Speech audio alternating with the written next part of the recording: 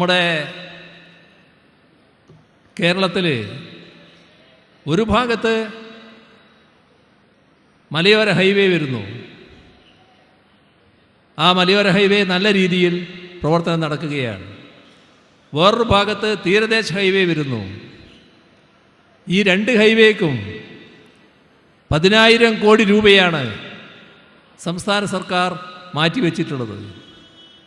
അത് സംസ്ഥാന സർക്കാരിൻ്റെ ചെലവിൽ നിർമ്മിക്കുന്ന ഹൈവേകളാണ്. ഇതോടൊപ്പം തന്നെ നമ്മുടെ നാടിൻ്റെ വിവിധ മേഖലകളെടുത്താൽ ഒട്ടേറെ പദ്ധതികൾ നാട്ടിൽ പ്രാവർത്തികമാക്കാൻ കഴിഞ്ഞിരിക്കുന്നു. ഇന്ന് നാടിൻ്റെ ഏത് ഭാഗം നോക്കിയാലും നല്ല റോഡുകൾ, നല്ല രീതിയിൽ സഞ്ചരിക്കാൻ പറ്റുന്ന റോഡുകൾ, പ്രധാന റോഡുകളെല്ലാം നല്ല തോതിൽ സഞ്ചരിക്കാൻ പറ്റുന്നതായി മാറിയിരിക്കുന്നു. ഒട്ടേറെ പാലങ്ങൾ, ഫ്ലൈ ഓവറുകൾ എല്ലാം കേരളത്തിൽ വന്നിരിക്കുന്നു. ഗതാഗത മേഖല വലിയ തോതിൽ ശക്തിയാർജിച്ചിരിക്കുന്നു. ഒരു നാടിന് കാലാനുസൃതമായ പുരോഗതി ഈ കഴിഞ്ഞ 9 വർഷം കൊണ്ട് നേടാൻ കഴിഞ്ഞു എന്നതിൻ്റെ സാക്ഷ്യപത്രങ്ങളാണ് കേരളമാകെ കാണുന്ന റോഡുകളും പാലങ്ങളും ഫ്ലൈ ഓവറുകളും മറ്റു കാര്യങ്ങളും എന്നത് വസ്തുതയാണ്. ഇതോടൊപ്പം നാം കാണേണ്ട ഒരു കാര്യമാണ് നമ്മുടെ വിദ്യാഭ്യാസ മേഖലയിൽ വന്ന മാറ്റം. വിദ്യാഭ്യാസ രംഗത്ത് വലിയ തോതിലുള്ള കുതിച്ചുചാട്ടം എല്ലാ രംഗത്തും ഉണ്ടായിരിക്കുന്നു. പശ്ചാത്തല സൗകര്യ വികസനം പൊതുവിദ്യാഭ്യാസ മേഖലയിൽ വലിയ തോതിലാണ് വന്നിട്ടുള്ളത്. 5,000 കോടി രൂപയുടെ പണികളാണ് വിവിധ സ്കൂളുകളിലായി നടന്നത്. സ്കൂൾ കെട്ടിടങ്ങൾ, അതിൻ്റെ ഭാഗമായുള്ള പശ്ചാത്തല സൗകര്യങ്ങൾ എല്ലാം വന്നിരിക്കുന്നു. പുതിയ കെട്ടിടങ്ങൾ, പുതിയ ലാബുകൾ, എല്ലാ സ്ഥലങ്ങളിലും ആവശ്യത്തിനുള്ള ലൈബ്രറികൾ, കുട്ടികൾക്കുള്ള മറ്റ് സൗകര്യങ്ങൾ, ക്ലാസ് മുറികൾ നല്ല രീതിയിൽ കാലാനുസൃതമായി സ്മാർട്ടായിരിക്കുന്നു. സ്കൂളുകൾ ഹൈടെക് ആയിരിക്കുന്നു. ഇവിടെ ഒരു പ്രത്യേക സ്ഥാനം വയനാട്ടിനുണ്ട്. വയനാട് ജില്ലയിലെ എല്ലാ സ്കൂളുകളും ഹൈടെക്കായി മാറി. അത്തരമൊരു പദവി നേടാൻ വയനാട് ജില്ലക്ക് കഴിഞ്ഞു. ഈ മാറ്റം എന്തുകൊണ്ടാണ് സംഭവിച്ചത്? ഇതിനാവശ്യമായ ഫണ്ട് ചെലവിട്ടു എന്നുള്ളത് കൊണ്ടാണ്. നാടിൻ്റെ ഭാവി കണ്ടുകൊണ്ട് ഫണ്ട് ചെലവിടാൻ കഴിയണം. അതാണ് ഇവിടെ സംഭവിച്ചത്. അതിൻ്റെ ഭാഗമായി നല്ല മാറ്റം, പുരോഗതിയിലേക്കുള്ള മാറ്റം നമുക്ക് നേടാൻ കഴിഞ്ഞു.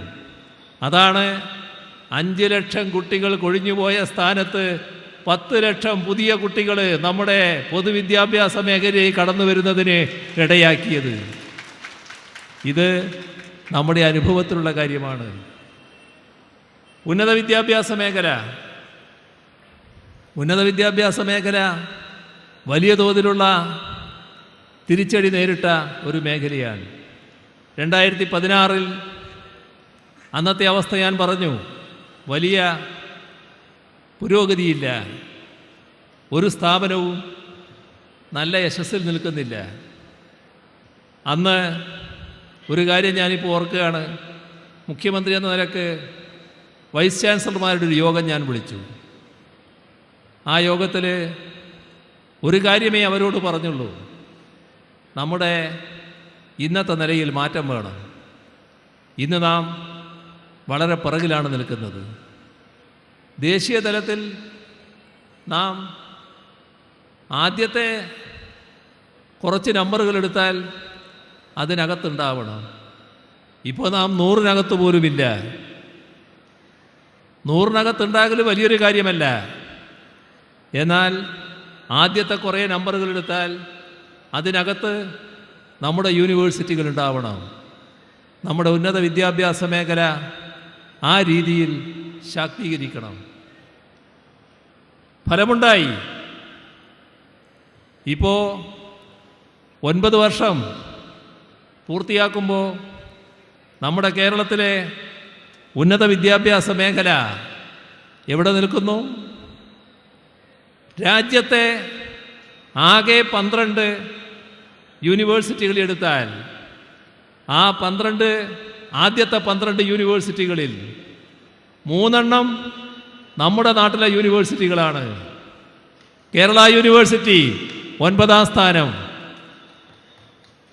കൊച്ചിൻ യൂണിവേഴ്സിറ്റി 10-ാം സ്ഥാനം, ഗാന്ധി യൂണിവേഴ്സിറ്റി 11-ാം സ്ഥാനം, കാലിക്കറ്റ് യൂണിവേഴ്സിറ്റി 43-ാം സ്ഥാനം. മാറി. നമ്മുടെ കോളേജുകൾ ആ രീതിയിൽ മാറ്റം വന്നു. A++ ഗ്രേഡ് നേടിയ യൂണിവേഴ്സിറ്റികൾ, A+ ഗ്രേഡ് നേടിയ യൂണിവേഴ്സിറ്റികൾ, കോളേജുകൾ വലിയ തോതിൽ മാറ്റം സൃഷ്ടിച്ചിരിക്കുന്നു. ഉന്നത വിദ്യാഭ്യാസ മേഖല വലിയ തോതിലുള്ള യശസ്സിലേക്ക് കടന്നിരിക്കുന്നു. മാറ്റമാണിത്. എങ്ങനെയാണ് മാറ്റം വന്നത്? ഉന്നത വിദ്യാഭ്യാസ മേഖലയിൽ വന്ന മാറ്റം സ്വയംഭൂവായി ഉണ്ടായതല്ല. അത്തരമൊരു മാറ്റം വേണമെന്ന ധാരണയോടെ ഇടപെടാൻ ഉന്നത വിദ്യാഭ്യാസ മേഖലയ്ക്ക് കഴിഞ്ഞു. അതിൻ്റെ ഫലമായി ആവശ്യമായ ഫണ്ട് ചെലവഴിക്കുന്ന നില വന്നു. നമ്മുടെ യൂണിവേഴ്സിറ്റികളുടെ പശ്ചാത്തല സൗകര്യം മാറി. ഉന്നത വിദ്യാഭ്യാസ സ്ഥാപനങ്ങളുടെ സൗകര്യങ്ങൾ മാറി. കോഴ്സുകളിൽ കാലാനുസൃതമായ മാറ്റം വന്നു. എല്ലാ രംഗത്തും മികവ് വലിയ തോതിൽ ആർജിക്കാൻ കഴിഞ്ഞു. ഇപ്പോൾ നാം ലക്ഷ്യമിടുന്നത് എന്താ? ഉന്നത വിദ്യാഭ്യാസ മേഖലയെ, നമ്മുടെ ആ മേഖലയിൽ കേരളത്തെ ഒരു ഹബ്ബാക്കി മാറ്റാനുള്ള നീക്കമാണ്. നമ്മൾ പലപ്പോഴും ചർച്ച ചെയ്യാറുണ്ട്, നമ്മുടെ കുട്ടികൾ പുതിയ കോഴ്സുകൾ പരതി കേരളം വിട്ട് രാജ്യം വിട്ടു പോകുന്നുവെന്ന്. ഇന്നത്തെ കാലത്ത് കാണുന്നൊരു പ്രവണതയാണത്. ഇവിടെ മറ്റൊരു കാര്യം നടക്കുന്നു.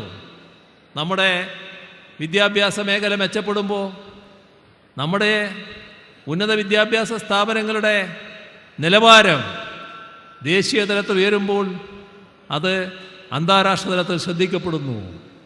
കേരളത്തിനകത്തേക്ക് പഠിക്കുന്നതിനു വേണ്ടി കേരളത്തിന് പുറത്തുള്ള, രാജ്യത്തിന് പുറത്തുള്ള വിദ്യാർത്ഥികൾ ഇങ്ങോട്ട് വരുന്ന നില വരുന്നു. അവരുടെ എണ്ണം വർദ്ധിക്കുന്നു. അതിനനുസരിച്ചുള്ള സൗകര്യങ്ങൾ നാം ഒരുക്കുന്നു. ചില ഹോസ്റ്റലുകളിപ്പോൾ ഇൻ്റർനാഷണൽ സ്റ്റാൻഡേർഡുള്ള ഹോസ്റ്റലുകളാണ്. ആ രീതിയിലുള്ള മാറ്റം കുറിക്കാൻ നമുക്ക് കഴിഞ്ഞിരിക്കുന്നു. അതോടൊപ്പം ഗവേഷണത്തിന് വലിയ പ്രാമുഖ്യം കൊടുക്കുന്നു. ഗവേഷണത്തിന് ആവശ്യമായ പിന്തുണ നൽകുന്നു. അതിനെ പോസ്റ്റ് ഡോക്ടറൽ ഫെലോഷിപ്പുകൾ നല്ല രീതിയിൽ നാം നൽകുന്നു. അതിനോടൊപ്പം മറ്റ് പദ്ധതികളും നടപ്പാക്കുന്നു. സമൂഹത്തിൻ്റെ മൊത്തമായ പുരോഗതിക്കുതകുന്ന ഒട്ടേറെ ഗവേഷണങ്ങൾ നമ്മുടെ നാട്ടിൽ നടക്കുന്ന നില വന്നിരിക്കുന്നു. ഉന്നത വിദ്യാഭ്യാസ മേഖല വലിയ തോതിലുള്ള വളർച്ചയുടെ പാതയിൽ എത്തി നിൽക്കുന്ന കാഴ്ചയാണ് ഇപ്പോൾ കാണാൻ നമുക്ക് സാധിക്കുന്നത്. ഒന്നും നടക്കില്ല എന്ന് കരുതിയ നാട്ടിൽ വന്നിട്ടുള്ള മാറ്റങ്ങളാണ് ഇവയൊക്കെ.